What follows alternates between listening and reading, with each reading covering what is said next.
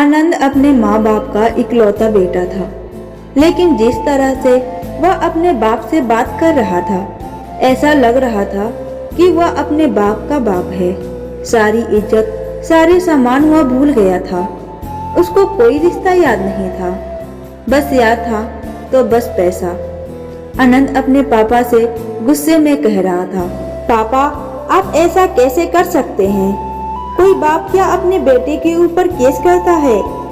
एक बाप अपने बेटे के लिए जो करता है वह उसका फर्ज होता है। मैं भी तो अपने बेटे को पढ़ा रहा हूँ, उसका खर्चा चला रहा हूँ। इसका मतलब क्या मैं अपने बेटे के ऊपर केस कर दूंगा? पापा आपने यह सही नहीं किया। यह गांव समाज क्या कहेगा? सब मुझ पर और आप पर थू थू करेंगे। आनंद अपने पापा पर चिल्लाए जा रहा था, उनको बुरा भला कहे जा रहा था।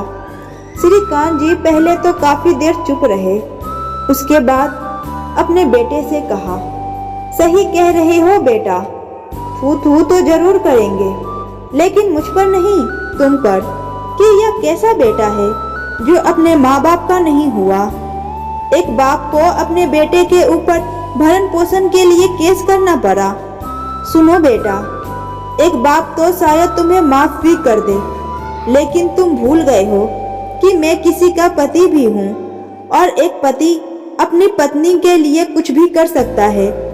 जिस माँ बाप ने अपने पूरे जीवन की कमाई तुम्हें पढ़ाने लिखाने में लगा दिया, और अब उनके इलाज के लिए तुम्हारे पास पैसे नहीं है।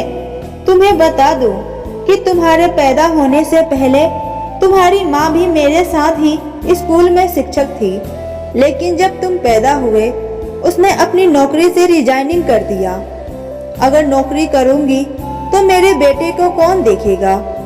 उसने अपनी नौकरी का प्रमुखता नहीं दी, बल्कि तुमको प्रमुखता दी। वह बोली, पैसा सब कुछ नहीं होता। तुम्हारे लिए उसने अपनी नौकरी तक ठुकरा दी। लेकिन आज जब तुम्हारी माँ को ट्यूमर हो गया है और उसे पैसे की जरूरत है, तो तुमने अपनी माँ के लिए क्या किया? तुमने यह कहकर अपना पलड़ा झाड़ दिया कि सब कुछ हमारे हाथों में नहीं होता है।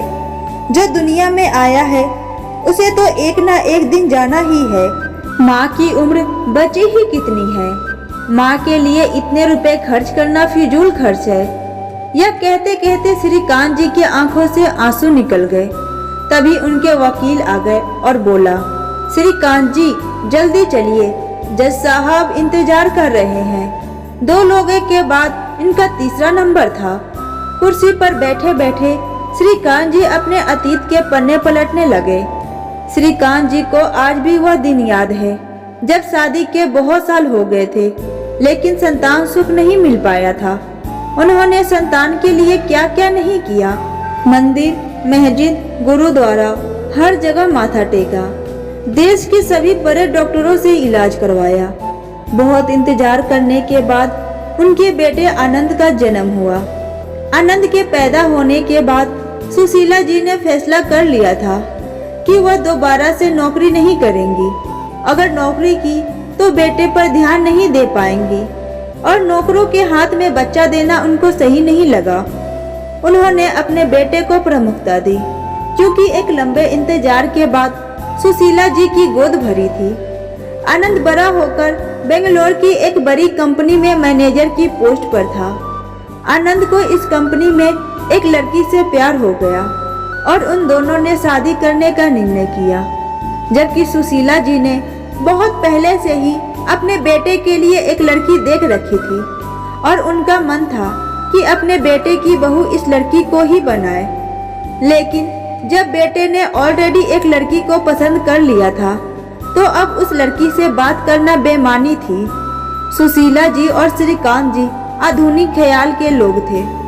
उनको लगा कि अगर बेटे की खुशी इस लड़की में है तो उसी से शादी कर ले, और उन्होंने खुशी खुशी अपने बेटे की शादी उस लड़की से कर दी, क्योंकि उनको अपने बेटे की खुशी से बढ़कर कुछ भी नहीं था।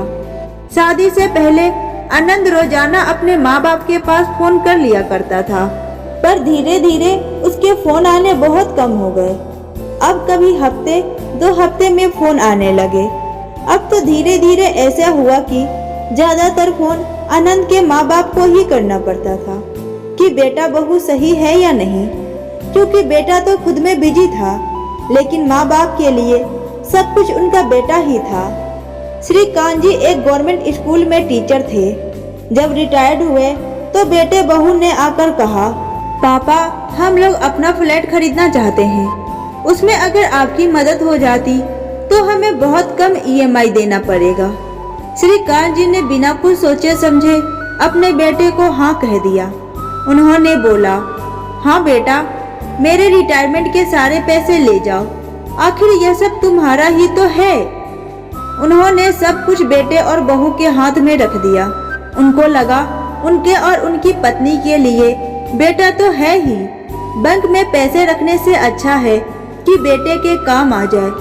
कुछ महीनों बाद सुशीला जी बीमार रहने लगी। जब जांच करवाया गया तो पता चला कि उनको ट्यूमर है और उन्हें किसी बड़े अस्पताल में जाकर इलाज करवाना होगा और वहां का खर्चा अच्छा खासा आएगा।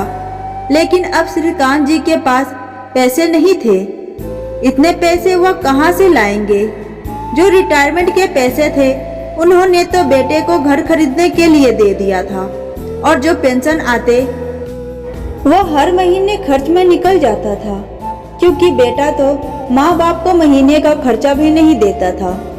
फिर हिम्मत कर उन्होंने बेटे से इसके लिए बात करी तो बेटे ने साफ इनकार कर दिया पैसे देने से। वह बोला, पापा हमारे पास पैसे कहाँ हैं? जो भी हमारे पास पैसे थे वह हमने घर में लगा दिया, और वैसे भी अब मम्मी की उम्र ही कितनी है, मम्मी के इलाज में इतना सारा पैसा खर्च करना मुझे सही नहीं लगता।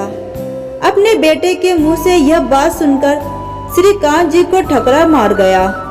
उन्होंने कभी उम्मीद भी नहीं की थी कि उनका बेटा अपनी माँ के बारे में ऐसी सोच रखता है।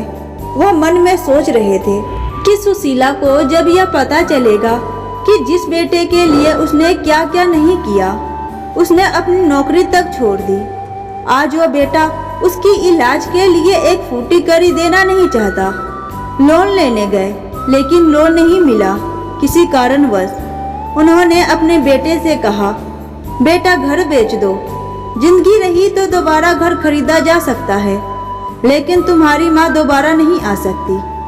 बेटे और बहू ने घर बेचने से साफ इनकार कर दिया था। अब श्रीकांत जी के पास कोई रास्ता नहीं बचा था। आखिर में उन्होंने कानूनी रास्ता अपनाया और अपने बेटे और बहू के खिलाफ केस दर्ज करवाया कि उन्होंने अपने बेटे और बहू को रिटायरमेंट के सारे पैसे दे दिए हैं, वह पैसे उन्हें वापस चाहिए, वह भी ब्याज सहित। तभी किसी ने श्रीकांत जी के पीठ पर हाथ रखकर बोला, आपका नंबर आ गया है। जज साहब ने श्रीकांत जी और उनके बेटे का मुकदमा सुना। उसके बाद उन्होंने कहा, मेरे जीवन में पहली बार ऐसा कोई मुकदमा आया है जिस पर एक बाप ने बेटे के खिलाफ इसलिए मुकदमा दायर किया है कि बेटे को पढ़ने लिखाने के बाद वह अपने माँ बाप के काम नहीं आया। और बता दे कि आज का यह फैसला जजमेंटल होने वाला है, आगे आने वाली पीढ़ी के लिए सीख बनेगी। जब बेटा छोटा होता है तो हम उसकी देखभाल करते हैं, उसकी हिफाजत करते हैं, जो भी हमारी हैसियत होती है उसके अनुसार उसका पालन पोषण करते हैं। इसलिए बेटा का भी यह जिम्मेवारी बनती है कि वह अपने माँ बाप का पालन पोषण करे। ऐसे बेटे को शर्म आनी चाहिए जो वक्त आने पर माँ बाप का साथ नहीं देते। बेटे के नाम पर कलंक है ऐसे बेटे। आनंद सब कुछ सुनकर पानी पानी हो गया। फिर जज साहब ने फैसला सुनाया कि 1 महीने के अंदर आनंद 20 लाख रुपए मूलधन के और 3 लाख रुपए ब्याज के, यानी कि 23 लाख रुपए अपने पिता को चुकाएगा। अगर वह 1 महीने के अंदर नहीं चुकाता है तो कोर्ट आदेश देती है कि वह घर नीलाम कर दिया जाए और उस पैसे से श्रीकांत जी की पत्नी का इलाज करवाया जाए और बाकी का बचा पैसा उनके आगे के खर्च के लिए बैंक में जमा कर दिया जाए ताकि कभी उनको कोई परेशानी ना हो। जज साहब ने इस फैसले को सुनाया। आनंद चुपचाप देखता रह गया। आनंद के वकील ने कहा, अगर आप चाहें तो हम हाई कोर्ट में अपील कर सकते हैं। लेकिन आनंद ने साफ मना कर दिया। उसने कहा, नहीं, एक बेटा कभी भी अपने बाप से नहीं जीत सकता। अगर वो जीत भी जाए तो जीत नहीं, हार ही कहलाएगा। मैं कल ही घर बेचकर मम्मी के इलाज करवाऊंगा। सुशीला जी का उस पैसे से इलाज हुआ और थोड़े दिन में ठीक होकर वह घर आ गई। उनको अपने बेटे पर गर्व महसूस हो रहा था कि उनका बेटा उनकी इलाज के लिए अपना घर तक बेच दिया। मेरा बेटा अपनी माँ से इतना प्यार करता है। वह अपने बेटे को यही आशीर्वाद दे रही थी कि भगवान उसको आनंद जैसा ही बेटा दे। श्रीकांत जी वहीं खड़े मन ही मन सोच रहे थे कि अगर जिस दिन सुशीला को अपने बेटे की कुकृत्य का पता चलेगा, उस दिन कहेगी कि ऐसा बेटा किसी को ना दे। लेकिन मैं सुशीला को दोबारा से मारना नहीं चाहता। बड़ी मुश्किल से तो वह जिंदा होकर आई है। अब मुझ में उसको खोने की हिम्मत नहीं है। आनंद अपने पिता से नजर नहीं मिला पा रहा था। उसे डर था कि कहीं पिताजी ने उसकी माँ को सारी बात ना बता दे। आनंद अपने पापा के पैरों में गिरकर बोल दिया, पापा, यह बात आप मम्मी को मत बताना, नहीं तो एक माँ का दिल एक बेटे के लिए हमेशा हमेशा के लिए टूट जाएगा। श्रीकांत जी ने तो कुछ नहीं कहा, लेकिन मौन रहकर जता दिया कि जाओ बेटा, मैं तुम्हारी माँ से कुछ भी नहीं कहूँगा। उसके बाद से आनंद अपने माँ बाप को अपने साथ ही रखने लगा। अब वह सही ढंग से अपने माँ बाप की सेवा करने लगा।